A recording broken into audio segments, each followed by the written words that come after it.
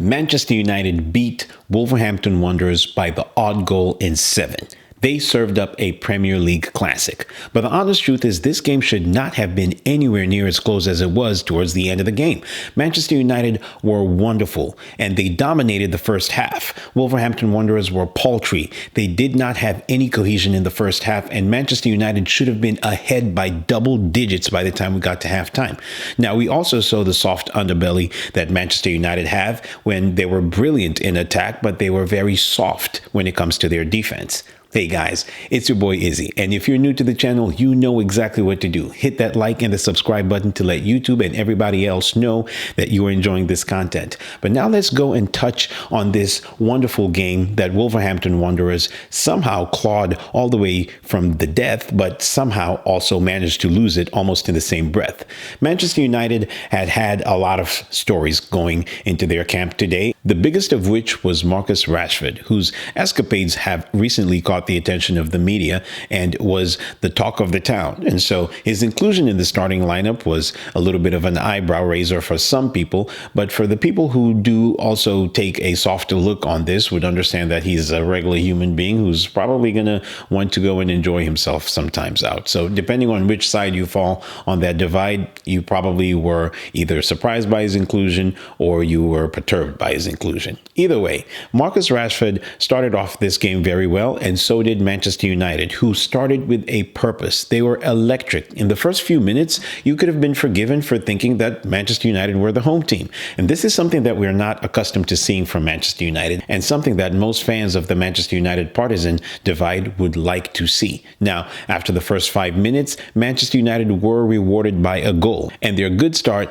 was punctuated by some wonderful play. Over on the right side, Diogo Dalot put in a nice pass that was dummied by Bruno Fernandes in beautiful fashion. It managed to catch Rasmus Højlund, who laid off the ball for Rashford, who coolly curved the ball around Jose Sa. Now, we didn't get to see his mentality celebration, but this was probably one of the most apt moments that he could have used it, because for a man who has in recent days, of course, divided opinion as to his nights out, was playing very well. And it does take a lot of gusto for somebody to come back from that situation. Now, Manchester United continued in this same vein, and they were very, very good. In the next few minutes, Wolverhampton Wanderers had one chance from Cunha that was easily saved. But other than that, Wolves were not offering anything. And one thing that I expected going into this game was a very tough test for Manchester United. We all remember, and I've spoken about it a number of times, that when they faced each other at Old Trafford, Wolves were head and shoulders above Manchester United. And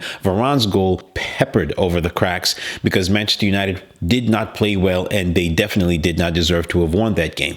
Now, in this game, they definitely deserved to be ahead, and they should have been even further ahead with furthermore chances. But the next opportunity that they got was in the 22nd minute. And this time, Rasmus Højlund was able to bundle in a ball after some good work from Luke Shaw and Marcus Rashford over on the left-hand side. By this point, Manchester United were electric. They were not giving Wolverhampton a chance at all. And you could hear the murmurings from the crowd because the Wolves fans were wondering what happened to the team that has been impressing so much recently. Manchester United, on the other hand, have not been on good form, and so we all expected them to probably be more on the defensive side, but that wasn't the case, and Manchester United should have added to their lead. They went close a number of times. Now, Casemiro headed wide. Just after that, Bruno Fernandes had a shot that went over the bar. Varane had another shot that was slightly over the bar as well, and by this point, Wolves were at 6s and 7s, and guess what? The scoreline should have reflected that. They should have been down by 6 or 7, and it wasn't until a little bit before the break when Højlund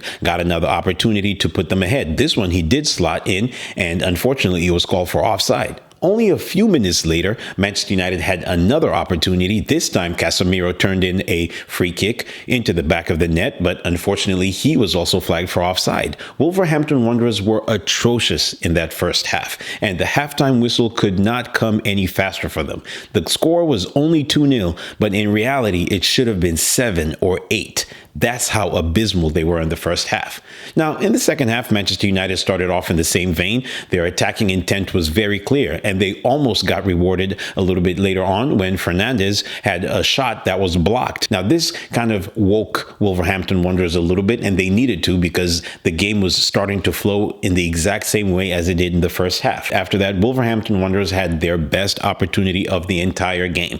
Kilman had a header that was blocked off the line, but in fairness, I do think that this was a very valid penalty shout because he was clattered into by Onana. Not too dissimilar from the very first game when they were denied a penalty kick by the very same Onana. Eventually, Wolves would get a penalty, but that penalty, in my opinion, paled in comparison to the shout that this one would have gotten. Manchester United were very good at this point, and they continued their dominance. Garnacho charged down a pass from a Wolves defender. The ball managed to get to Rasmus Højlund, and he also got his shot saved by Jose Sarr. Wolves were on the ropes, and they needed something to help them out. They started to grow into the game a little bit more, but they weren't making any waves in attack. Now, they did get a break eventually when Pedro Neto was brought down in the penalty area. The contact seemed very minimal, but I don't understand why VAR, the referees that are in VAR, seem to want to reward contact, because it is a contact sport, and it did feel as though Pedro Neto went down extremely lightly. It didn't seem as though Casemiro did that much to warrant a penalty in this case. Needless to say, Pablo Sarabia managed to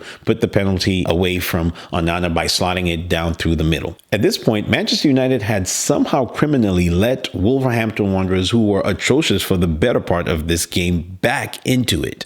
Now, eventually, Manchester United got some semblance of control back, and they wonderfully hit back after McTominay managed to get a fortuitous header past Jose Sarr, who was flat-footed. Now, it didn't seem as though McTominay knew too much about the header that was coming in, but he managed to get it on target. And this is something that McTominay seems to do whenever Manchester United need him. I want to applaud the fact that he always seems to show up, and he was a substitute. He came in and he made an impact. He almost seems to remind me of Darren Fletcher from back in the day, where Fergie would always be able to call on Darren Fletcher, and when he really needed him, he would show up. So at this point, you would have been forgiven for thinking that finally Manchester United had put this game to bed. Wolverhampton Wanderers, though, decided to wake up. And this was at the point when I think they decided to go gung-ho against Manchester United, and they did have a couple of more chances. Now, the next best opportunity came from a corner kick after Pedro Neto had sent a shot that was deflected over the bar. This time, Kilman managed to turn the ball into the net after Dawson's scuff shot landed in his path, and he put it past Onana.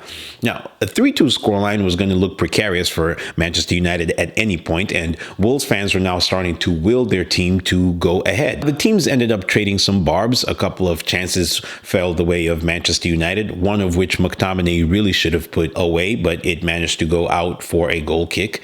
And then right after that, Wolverhampton kept on pressing. And from a corner kick that was Manchester United's chance to score, they managed to counterattack, and eventually Pedro Neto found himself free over on the right-hand side. He sent a shot that went between the legs of Varane, flat-footed Onana, and somehow Manchester United were now 3-all. And at this point, we all thought that it was probably going to be a draw. And Manchester United were looking and wondering where they would get answers from this. And I'm sure that Ten Hag was dreading going in for his post-match comments, because he would sit there and have to answer and field questions about why Manchester United were so dominant in this game and yet somehow were going to draw it.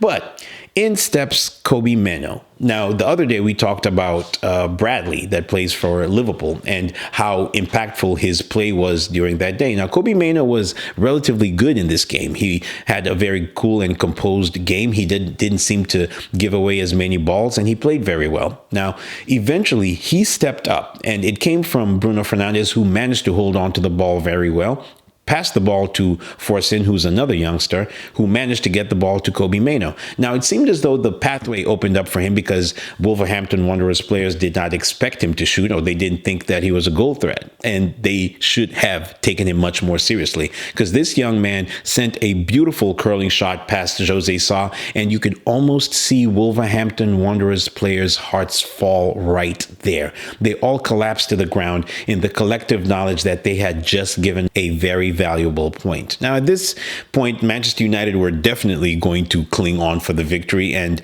it was almost criminal how they managed to throw too many players on to that corner kick that eventually Pedro Neto scored, but Manchester United managed to do it. Now, in equal measure, I do think that Wolverhampton Wanderers were a little naive in letting Kobe Mainoo have that much space. But at this point, Manchester United were now home and safe, and all they needed to do was hold on to possession, which they didn't. Wolves had one more opportunity, but unfortunately, the ball that was sent into the penalty area was calmly collected by Onana, and that was the last act of a truly wonderful game. And I just love how the Premier League managed to serve up these games all through the week. We managed to see the Hatters trounce Brighton the other day, and then we saw a couple of cautious games in between, and then we saw Liverpool passionately disrupt Chelsea's flow and absolutely annihilate them. So today's game was supposed to not be an end-to-end game because that's how dominant Manchester United were. But towards the end, they let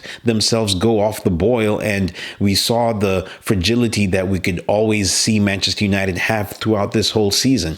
Now, where does this leave both teams? Wolverhampton are not going to be worried too much about this. This is one of those games that you sometimes look at as a free hit. I think they should have taken the game a lot more seriously because Manchester United should be out there for the taking for a team like Wolves, who are comparable to Manchester United, at least as far as the table goes.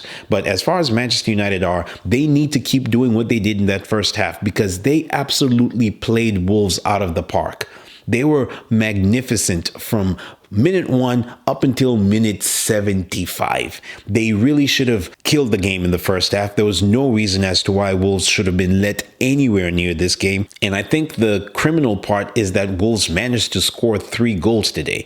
Manchester United should have won this game by 7 or 8 at the very least. Now, you can forgive some profligacy because it happens. This is football. You are going to miss some chances. But the fact that they let Wolves get so close to getting a point, although they saved it at the end, is criminal. I do like that Manchester United showed some fight. They were determined right from minute 1 all the way to the end. And it was proven after Kobe Mainoo, the youngster that is hopefully going to be, for Manchester United fans, the future of this team. Now, Fergie was in attendance, and he would have been happy to see a trademark Fergie goal, especially with the fact that Manchester United never stopped. They kept going all the way to the end. I don't think this is going to help them too much in the way of top 4 at this particular moment. Liverpool, Manchester City, Arsenal, and quite possibly Tottenham are going to round off that top 4 because it's very competitive up there. They don't seem to be leaving a lot of points on the table, even though eventually these teams are going to have to play each other at some point. But I do think that Manchester United should definitely be in a Europa League fight at the very least.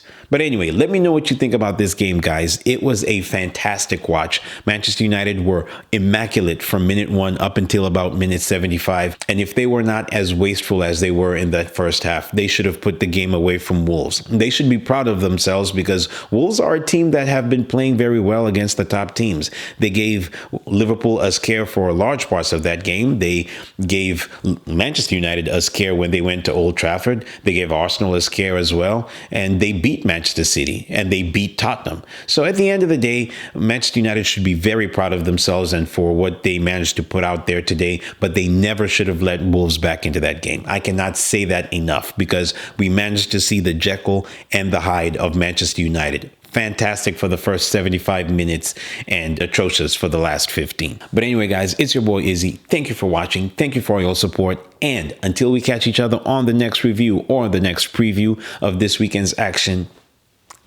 peace.